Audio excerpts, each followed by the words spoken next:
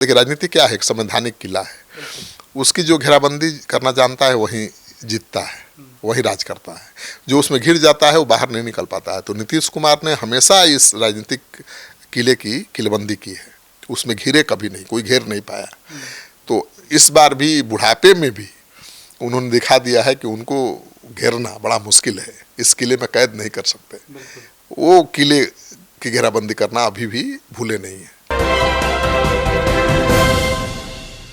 नमस्कार, city post live देख रहे हैं, मैं हूं आपके साथ उत्तम झा। देखिए, जनता दल यूनाइटेड के राष्ट्रीय अध्यक्ष नीतीश कुमार ने अपना उत्तराधिकारी चुन लिया है और अपने उत्तराधिकारी के नाम पर जो मोहर है वो नीतीश कुमार ने लगा दी है। चीफ एडिटर श्रीकांत प्रत्यु सर हैं। सर, नीतीश कुमार ने अपने उत्तराधिकारी का चयन जो है वो कर लिया है।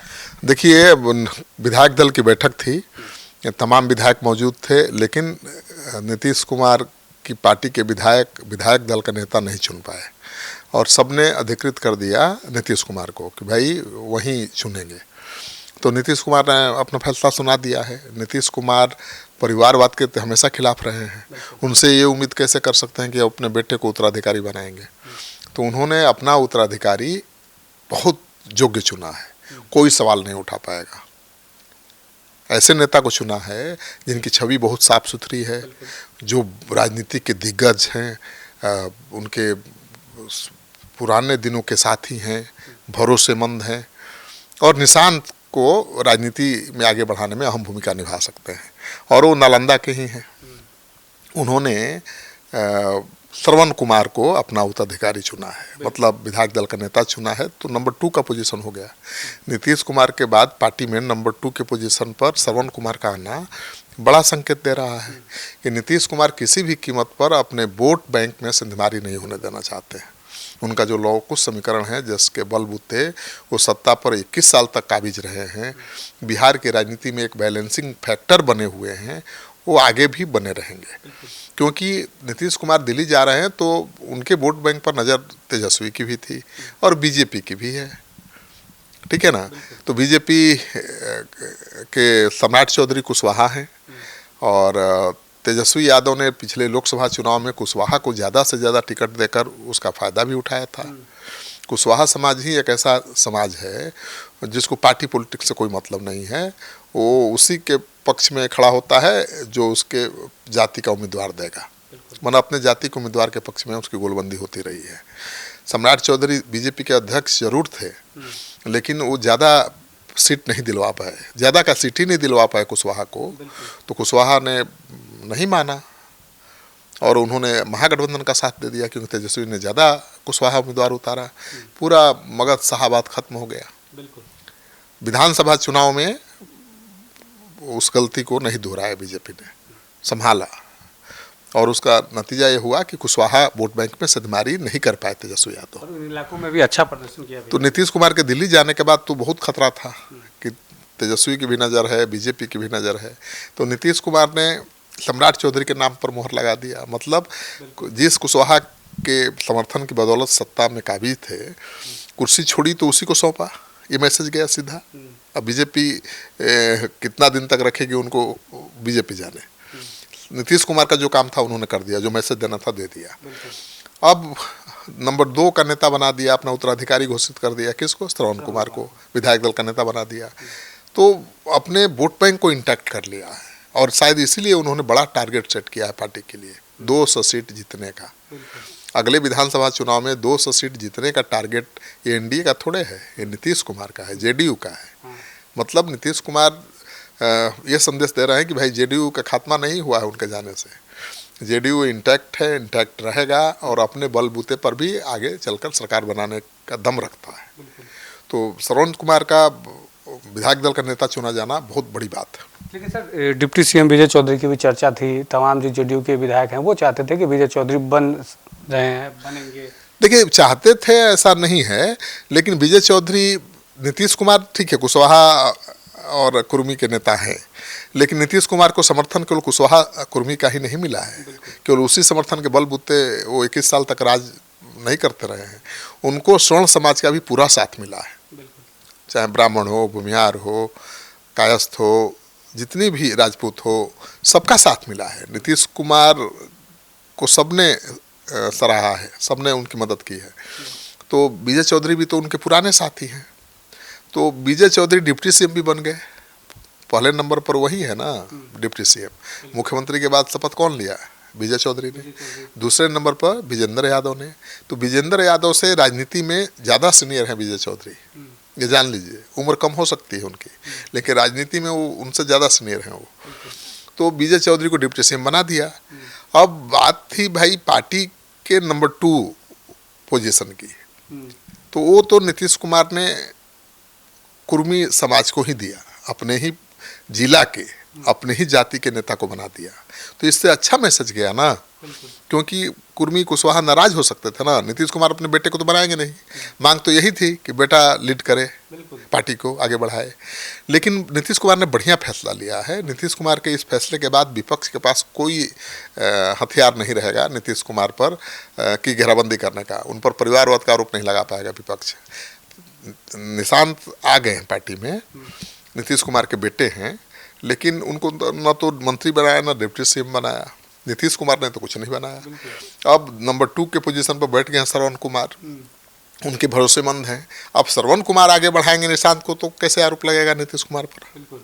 मेरा सवाल सर वही होने वाला था कि निशांत कुमार राजनीति में भी आए हैं, लगातार पार्टी कार्यकर्ता मांग कर रहे थे कि उनको मुख्यमंत्री बनाया जाए, लेकिन डिप्टी सीएम भी वो नहीं बने।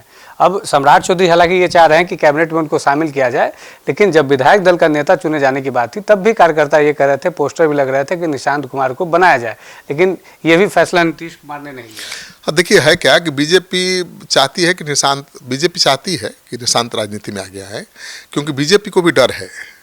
बीजेपी आश्वस्त तो नहीं है कि नीतीश कुमार का जो वोट बैंक है उसी के पास आ जाएगा, इसकी कोई गारंटी नहीं है। वो प्रशांत किशोर की तरफ भी थोड़ा छिटक सकता है, तेजस्वी यादव की तरफ भी जा सकता है। तो बीजेपी तो चाहती है कि भाई जेडीयू को संभालने वाला कोई रहे, और बीजेपी को निशांत से कोई दिक्कत भी नहीं है। निशांत का राजनीति से कोई पुराना नाता तो है नहीं, राजनीति में ज़्यादा रुचि भी नहीं है, लेकिन भाई वो स्वभावतः नीतीश के उत्तराधिकारी हैं, क्योंकि उनके बेटे हैं। और बिहार के लोगों का मन मिजाज आप समझ लीजिए। बिहार के लोगों ने चिराग पासवान को ही रामविलास पासवान का उत्तराधिकारी माना, भाई पारस को नहीं माना। पारस ने तो चिराग को निकाल ही दिया था ना, पार्टी तोड़ दिया था, केंद्र में मंत्री बन गए थे, और वो भाई के तो बहुत भरोसेमंद थे। तो लेकिन लोगों ने नहीं माना उनको, लोगों ने बेटे को ही एक्सेप्ट किया। लालू यादव के बेटे तेजस्वी को ही लोगों ने मान लिया, यादव ने नेता मान लिया अपना। तो नीतीश कुमार अगर किसी दूसरे को बनाते नेता, चाहे अपना उत्तराधिकारी, तो कोई नहीं मानता। हाँ, श्रवण कुमार पर कोई सवाल नहीं उठेगा, क्योंकि श्रवण कुमार नालंदा जिले से ही आते हैं, नीतीश कुमार की बिरादरी से आते हैं, उनकी छवि बहुत साफ सुथरी है, लोगों के बीच रहते हैं, ठीक है ना। लोग भले आपको चुनाव में दिख रहे होंगे कि लोग उनको खदेड़ रहे हैं, तो क्यों खदेड़ रहे हैं? इसलिए कि वो जनता के बीच ही रहते हैं। लोग उनसे डरते उड़ते नहीं हैं कि मंत्री हैं और बड़े नेता हैं, उनको एकदम अपना सेवक ही मानते हैं। तो जब खदेड़ती है जनता तो भाग भी जाते हैं, लेकिन जब मंत्री की कुर्सी पर बैठे हैं तो जनता, वही जनता उनसे मिलने भी आ रही है, अपना काम भी करवा रही है, सबके काम भी कर रहे हैं। तो एकदम मैच्योर नेता हैं वो, और कुर्मी समाज के वोट बैंक को वो सहेज कर रखेंगे नीतीश कुमार के। तो उनका बनना बहुत बड़ा राजनीतिक संदेश है, क्योंकि ये तो सब लोग मान के चल रहे थे कि भाई विजय चौधरी बहुत करीब हैं, विजय चौधरी को बना सकते हैं। लोग ये भी कह रहे थे कि भाई श्रवण कुमार को नीतीश कुमार इसलिए नहीं बढ़ा रहे हैं कि उनको डर है कि उनके बेटे का दावा कमज़ोर हो जाएगा। लेकिन कैसे दावा कमज़ोर होगा? जिस दिन निशांत चाहेंगे नीतीश कुमार की जगह ले लेंगे। निशांत की जगह श्रवण कुमार भी नहीं ले सकते हैं बिहार की राजनीति में। हाँ, नीतीश कुमार ने ये संदेश दे दिया है कि भाई हमने अपने ही समाज के एक नेता को आगे बढ़ाया है, नंबर 2 का पोजीशन दिया है। तो इसका बड़ा अच्छा मैसेज पार्टी में, पार्टी के कैडर में, समर्थकों में जाएगा।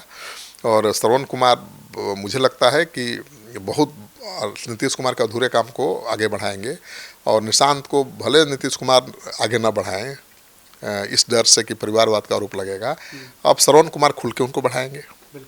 तो भरोसेमंद हैं और काबिल हैं, योग्य हैं, इसलिए उनको बनाया है नीतीश कुमार। सर आखिरी सवाल लेंगे, नीतीश कुमार जिस तरीके से बिहार से दूरी बना रहे हैं, मुख्यमंत्री का कुर्सी छोड़ा, विधायकों ने कहा था कि आप विधायक दल का आप ही नेता रहिए, लेकिन वो उन्होंने श्रवण कुमार को आगे बढ़ा दिया। उन्होंने कहा कि अब हम दिल्ली में संसदीय बोर्ड की राजनीति। देखिए, नीतीश कुमार राज्यसभा चले गए हैं, लेकिन उन्होंने ये भी कहा कि सदन के सत्र के दौरान तो वहाँ रहेंगे, केंद्र की राजनीति भी करेंगे, लेकिन ज़्यादा समय बिहार को देंगे। तो मानकर चलिए कि नीतीश कुमार पहले की तरह ही ज़्यादा एक्टिव रहेंगे बिहार में ही। और सबसे बड़ी बात है कि वो मुख्यमंत्री थे, तो उनके पास पार्टी के लिए और कार्यकर्ताओं के लिए समय बहुत कम था। मुख्यमंत्री वैसे मुख्यमंत्री जो हमेशा एक्शन में ही रहता है, इस उम्र में भी आपके हमारे उम्र के लोगों का पसीना छुड़ा दे, इतना मेहनत।